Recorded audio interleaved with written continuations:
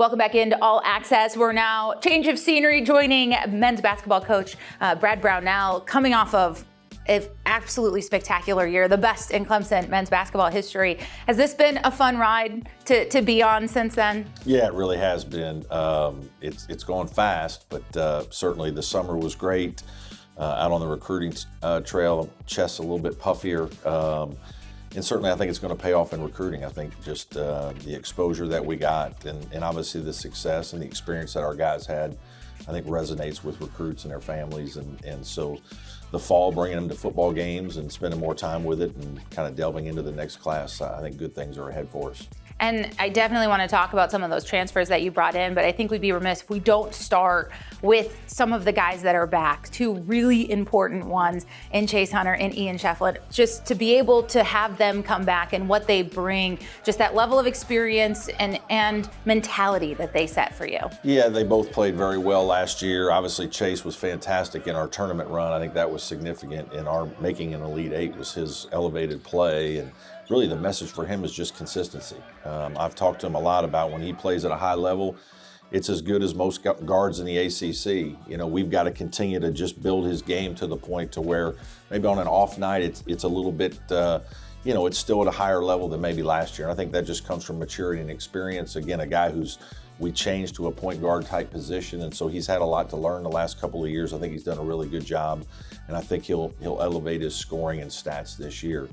You know, Ian Shefflin was just kind of a fan favorite last year, a guy that, really was not recruited as hard at this level, but a guy we really believed in. Just his competitive spirit is second to none.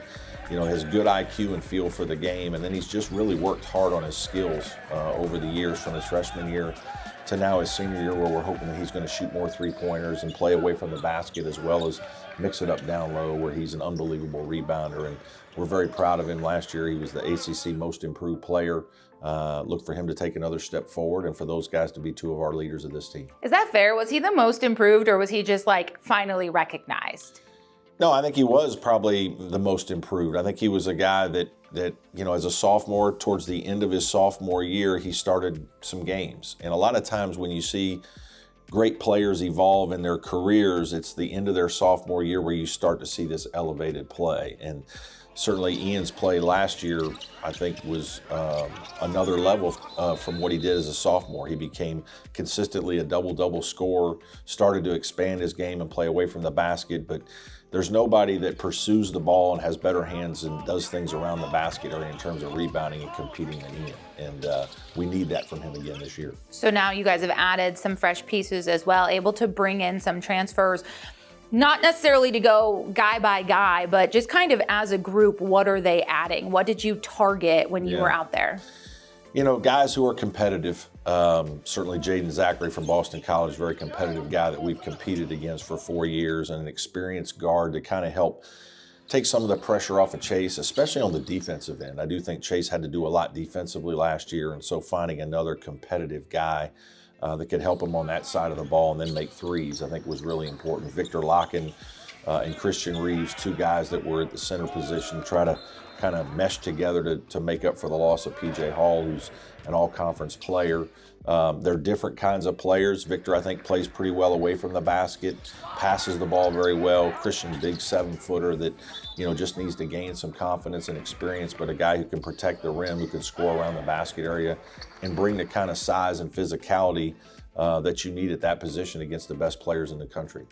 And then we're going to see a bunch of new faces, but not guys that are new to your program necessarily. And that being said, still some freshmen as well being added. As you look at this group and their personality as it started to develop, what's standing out to you right now, and what should the fans expect? Because there is so much that looks different, at least when just looking at the roster. Yeah, I think Chauncey Wiggins is the next guy who we expect to kind of emerge and hopefully take a big step forward as a player. He was a sophomore last year, started some games. A little bit like Ian Shefflin. I was going to say that Ian growth. He showed some potential. This year's team, we're going to need more scoring. Obviously, losing Joe Girardi, we lost a lot of scoring and shooting. He can do that. He's really done an unbelievable job in the weight room. He's put on 30 pounds. He came in at 6'9", 185 pounds. He's now 217 pounds. I mean, he's a big, strong kid now. Is that more legs? Is that, confidence. I'm trying to picture. It's a Where little is bit that? of everything. Okay. When you're 185, you need it all. And so he's put it on in a lot of areas. Hopefully he's gained confidence with the strength. But he's the guy that I think will take the biggest step forward. The one that people kind of have forgotten about is Jake Heidbreder, our transfer from Air Force, who sat out last year, kind of an old school transfer that did not play but was here and practiced with us. Jake's a guy who really shoots the ball well, played as a starter at Air Force and was a good player.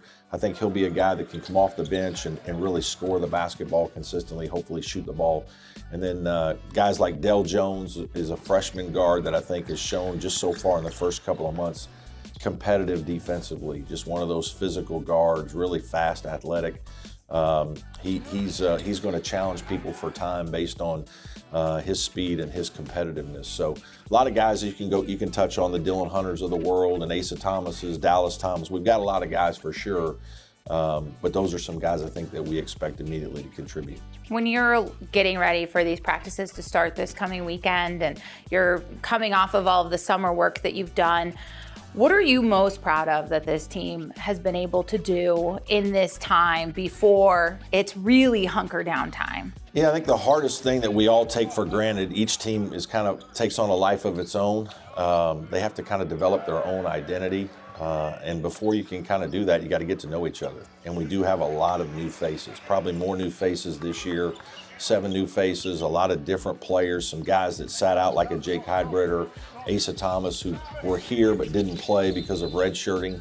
So that's 9 new players out of really 13 scholarship guys. That's a lot. And so just getting those guys to get comfortable with one another, understand our system, that part I'm really proud of. I think we've done a good job of really slowing down and teaching, and then our guys spending time together, not only in basketball but away from the court, so that we play for each other and for Clemson.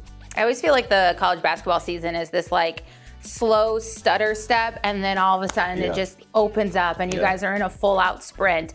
As you look at your non-conference slate, as you look at some of that early work, what are you most looking forward to? How do you, I mean, I know you've been doing this a really long time, but when you look at that, like what are you wrapping your head around? What are you targeting with your guys? Well, I think we have a lot of different ways we can play this year. The last couple of years, we've kind of settled into a style that's been good, but we may have to tweak some things based on our personnel. We don't play the same every year. We try to take our players and put them in positions to be successful. And so you might see us picking up more full court defensively. We've had a couple teams here in my past time at Clemson where we've been a pressing team and picking up full court. I think we're going to be an aggressive rebounding team and try to do a few more things on the glass. We have to make up for probably some shooting woes that won't be quite as strong as last year's team, which was an outstanding shooting team. And so again, just figuring out different ways to play, I think that's what we're going to have to do as a coaching staff, especially in the non-conference.